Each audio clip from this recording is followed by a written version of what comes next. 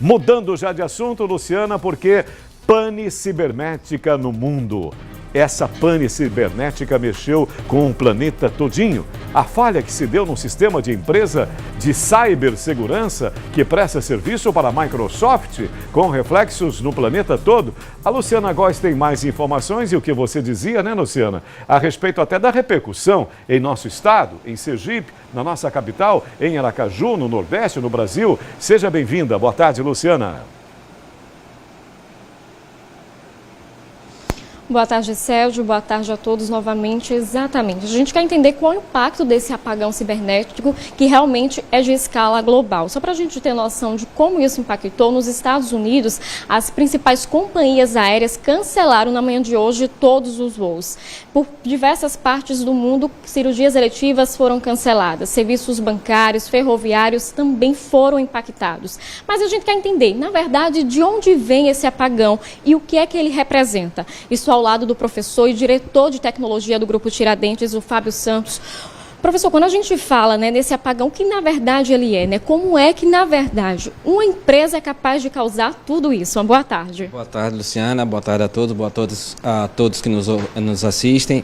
Veja, o que aconteceu hoje não foi um ataque cibernético, né? Para deixar isso bem claro. O que aconteceu foi uma atualização de um software dessa empresa, a CrowdStrike, que foi uma atualização mal feita, vamos dizer assim, um desenvolvimento equivocado, talvez não tenha passado por um processo de teste suficiente, e essa atualização impactou nos sistemas operacionais. Então, quando a gente utiliza uma máquina, geralmente a gente tem um sistema operacional como Windows, todo mundo utiliza, e você tem os softwares que são instalados em cima desse sistema operacional. E esse software dessa empresa é um software de antivírus, né? Justamente é um software para proteger as máquinas contra vírus. Só que foi feita uma atualização, geralmente as atualizações são feitas automáticas, porque o volume de computadores são muito grandes nas empresas. Então, você imagina uma empresa que tem 5.000 computadores, você sair de uma instalando esse antivírus. Então, você faz uma instalação remota, uma instalação para todas as máquinas de uma vez só.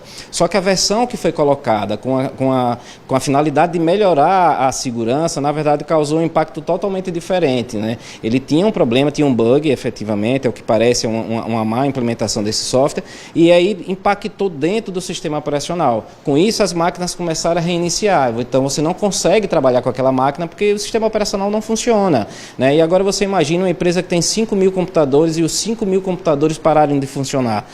Você tem os servidores onde estão lá os bancos de dados, onde estão as aplicações, eles pararam de funcionar. Então, a empresa para, efetivamente.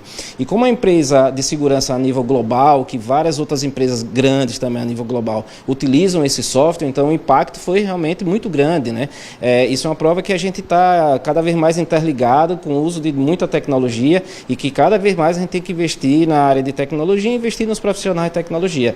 Então, realmente foi um impacto muito grande. Esse problema ele já foi resolvido? Como é que a gente está nesse cenário normalmente? Pelo que a gente sabe até agora ainda não foi resolvido. Existe uma forma de você resolver, de você fazer uma solução, vamos dizer assim, paliativa, mas teria que ser em cada computador. Então, você imagina uma empresa com 2.000 computadores e em cada computador para fazer essa solução. O ideal é que a empresa que causou o problema, ele gera uma nova versão, que a gente chama de um fix, uma correção, e distribua como foi feito com essa versão rapidamente para que seja resolvido o problema. Pois é, como falei inicialmente, né, diversos âmbitos sociais foram impactados, saúde, ferroviário, os aeroportos, né, e realmente, como o senhor falou, a gente percebe que há uma interligação desses sistemas, porque todo mundo foi impactado, né? Qual é o impacto disso?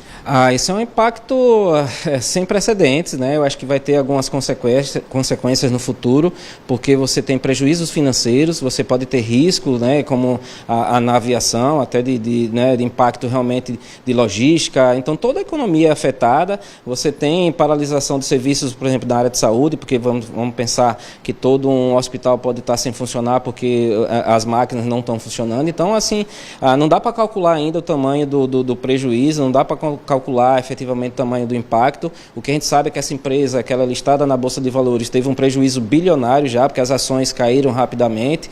Então, realmente é algo assim muito impactante, que a gente precisa ver como é que vai se decorrer a solução e como é que vai ser daqui para frente. Por exemplo, aqui em Sergipe, algumas pessoas percebem oscilações em aplicativos bancários. A gente fala de um antivírus que provavelmente estava com um bug. Há um risco dessas informações vazarem, algum risco justamente para o próprio usuário, para o consumidor que faz parte justamente desse serviço? Não, acredito que não. A gente tem que entender que o nosso sistema bancário é o mais evoluído do mundo, né? E é a área que mais investe em segurança da informação, que mais investe em tecnologia. Tem que entender que quem foi impactado foram aquelas empresas, são clientes desse fabricante. Então, quem tem um outro tipo de antivírus, quem tem uma outra tecnologia sendo utilizada, não foi impactado, né? Então, assim, não dá para dizer que especificamente as empresas, os bancos aqui brasileiros, por exemplo, vão ser impactados, a não ser que eles utilizem esse software, e mesmo assim eles têm mecanismos outros para fazer a proteção das informações. Pois é, isso foi tão grande que até emissoras, né, ficaram fora do ar temporariamente ao redor do mundo. Sim, porque, mais uma vez, é porque efetivamente ela deve utilizar esse fabricante, essa solução de software, e as máquinas foram todas comprometidas, né, porque pararam de funcionar, porque existia realmente uma falha no software dessa empresa aí mundialmente de segurança. Agradeço, viu, Fábio, pela participação, e nós entramos em contato justamente com algumas federações, com algumas organizações para saber como estava o funcionamento aqui no estado. A ENA, que é justamente a responsável pelos aeroportos aqui de Aracaju, o aeroporto Santa Maria, informou que o sistema dos 17 aeroportos sobre sua gestão estão funcionando normalmente. Não houve impacto às operações de pouso e decolagem. Ainda assim, por questões da própria companhia, até às 8h30 da manhã desta sexta-feira, houve o registro de 8 voos com decolagens atrasadas, sendo 5 em Recife, 1 em Campo Grande, 1 em Santarém e 1 em Montes Claros. Nós também entramos em contato com a Federação Brasileira de Bancos, porque, como eu falei, algumas pessoas estão tentando acessar o aplicativo do banco e estão com dificuldades. Outras não perceberam nem sequer alguma mudança, mas há realmente essa oscilação.